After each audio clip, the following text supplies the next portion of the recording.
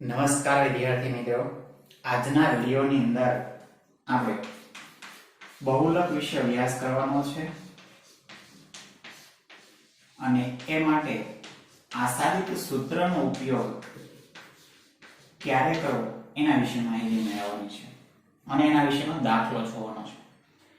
તો વિદ્યાર્થી મિત્રો, પહેલા સમજી લઈએ કે આસાદિત સૂત્ર કયું છે આપણું।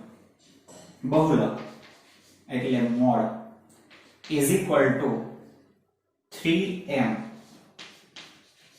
minus 2x bar। આ આપણું બહુલકનું આસાદિત સૂત્ર છે। આ સૂત્રનો ઉપયોગ તમે ક્યારે કરશો?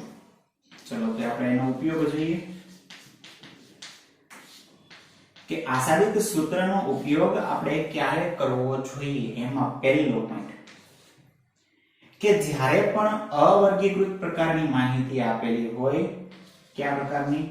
અવર્ગીકૃત પ્રકારની। અવર્ગીકૃત પ્રકારની એટલે કે ખાલી ફક્ત તમને xi આપેલી હોય, અવર્ગીકૃત પ્રકારની માહિતી આપેલી હોય અને ત્યારે એક પણ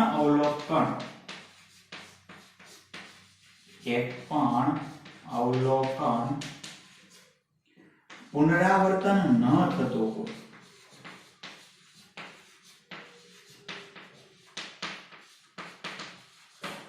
ત્યારે તમારે આસાદિત સૂત્ર વાપરવું પડશે। કોઈ પણ અવલોકન છે એ પુનરાવર્તન થશે નહીં। આપણે તો બહુલક એટલે શું થશે? વારંવાર પુનરાવર્તન થતું અવલોકન, જેને આપણે બહુલક કહીએ છીએ। પુનરાવર્તન થતું ન હોય તો એવું અવલોકન એટલે આપણે એને શું કહીશું? આસાદિત સૂત્ર।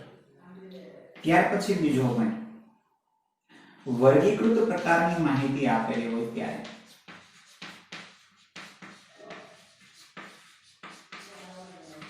વર્ગીકૃત પ્રકારની માહિતી માટે સૌથી મોટી આવૃત્તિ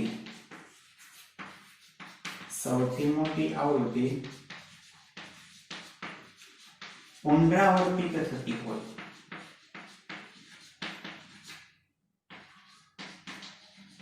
તો સૌથી મોટી આવૃત્તિ એટલે કે બે વખત પુનરાવર્તિત થતી હોય તેવી આવૃત્તિ, અને સૌથી મોટી આવૃત્તિ છે તો ત્યારે પણ આપણે આસાદિત સૂત્રનો જ ઉપયોગ કરવો પડશે। ત્રીજો પોઈન્ટ, સતત આવૃત્તિ વિતરણ માટે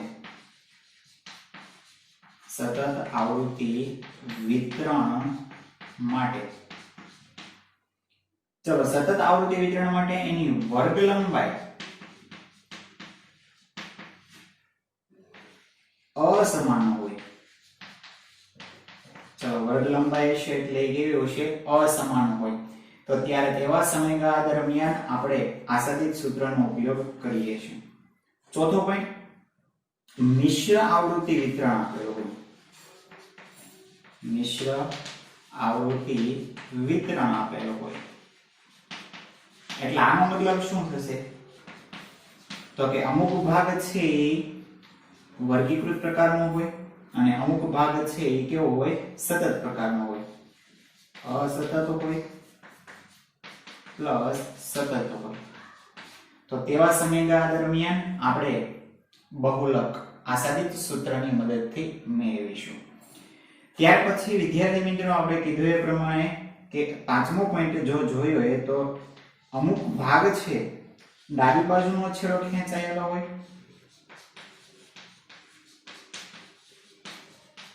અથવા જમણી બાજુનો છેડો ખેંચાયેલો હોય।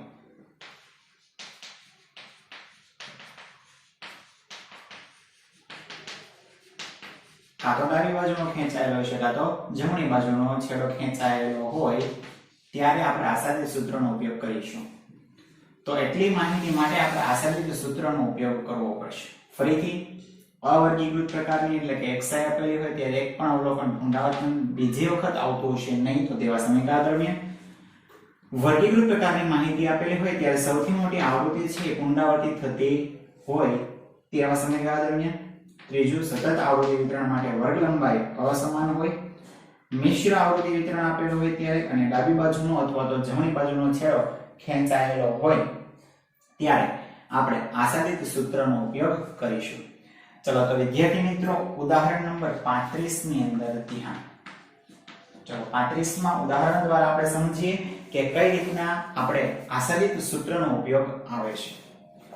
એક જથ્થાબંધ વેપારી માટે તેને મુકેલ ઓર્ડર અને તેની પ્રાપ્તિ વચ્ચેનો સમય નીચે પ્રમાણે આપેલો છે. આ સમયનો બહુલક શોધો. ચલો સમય આપેલો છે, શું આપેલો છે? 20 થી 25, 25 થી 30, 30 થી 35, 35 થી 40, 40 થી 45, 45 થી 50, 50 થી 55. ત્યાર પછી આપેલો છે ઓર્ડરની સંખ્યા. ચલો ઓર્ડરની સંખ્યા કેટલી આપેલી છે? 2, 5, 7, 5, 6, 7 અને 3. n = 35. ચલો આ માહિતી પરથી શું કીધું છે તો કે ભાઈ આપણે કીધું એ પ્રમાણે બહુલક શોધવાનું કીધું. ચલો જોઈ લો, આ પ્રકારનું આવૃત્તિ વિતરણ છે એટલે વર્ગીકૃત કહેવાય.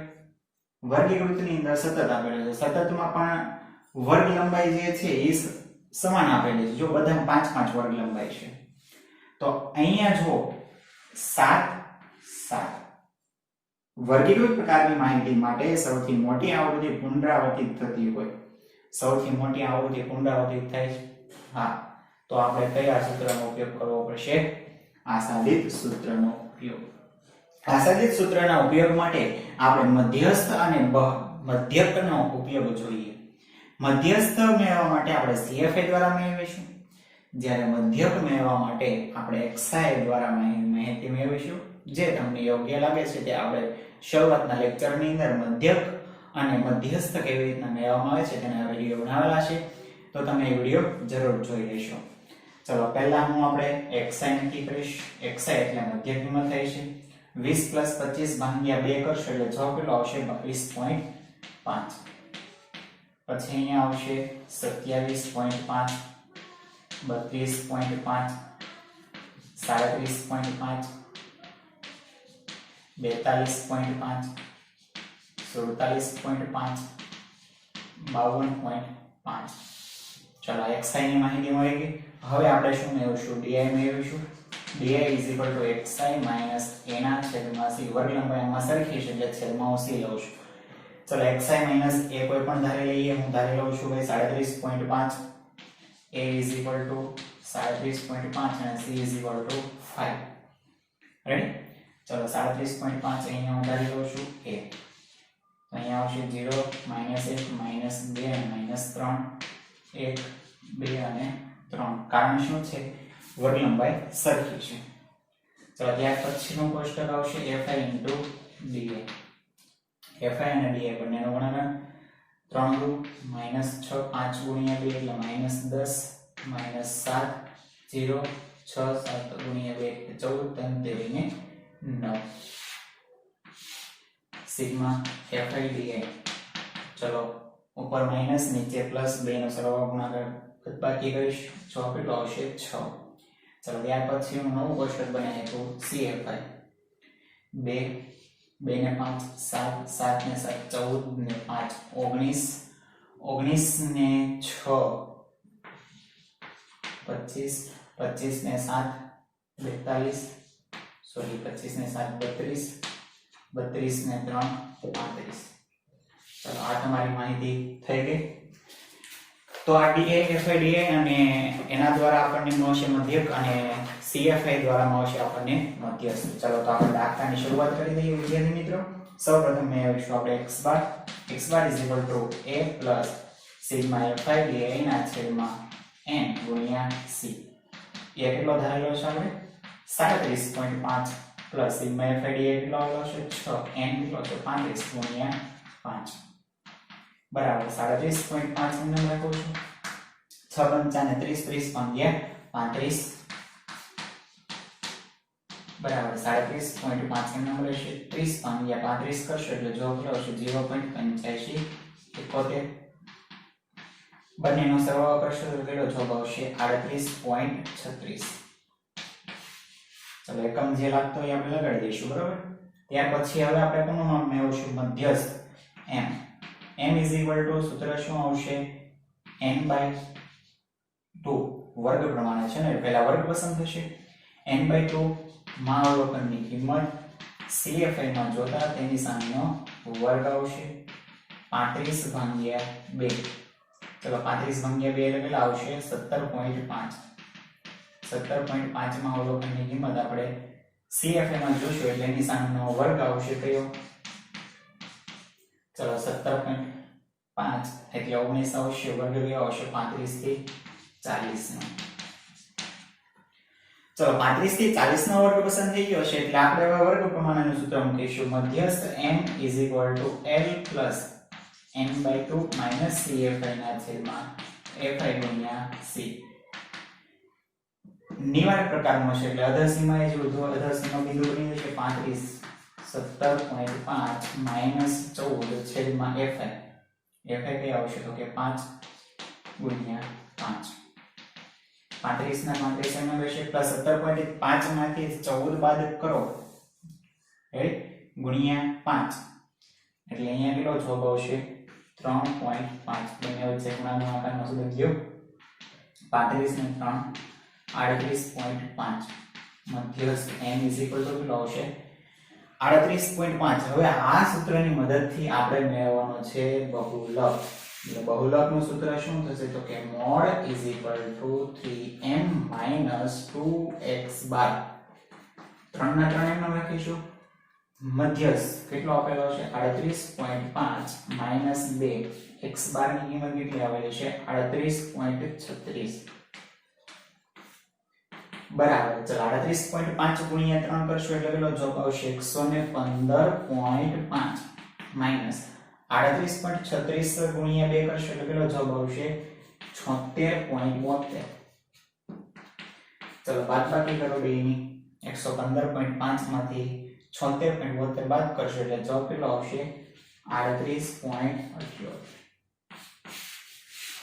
તો વિદ્યાર્થી મિત્રો આ રીતના તમારો આવૃત્તિ વિતરણ આપેલું હોય તો આપણે એને સરળતાથી દાખલો ગણી શકીએ છીએ. ઉદાહરણ નંબર 36 ની અંદર જુઓ આ ભાગ આપેલો છે. સતત આવૃત્તિ વિતરણ છે અને અસતત આવૃત્તિ વિતરણ છે, બરાબર. એટલે પ્રેક્ટિસ માટેના દાખલા તમને વિડિયોના અંતે આપેલા જ છે કે કયા કયા પ્રેક્ટિસ માટેના દાખલા ગણવાના છે, તો તમે એ પ્રેક્ટિસ માટેના દાખલા જરૂર ગણી શકો છો.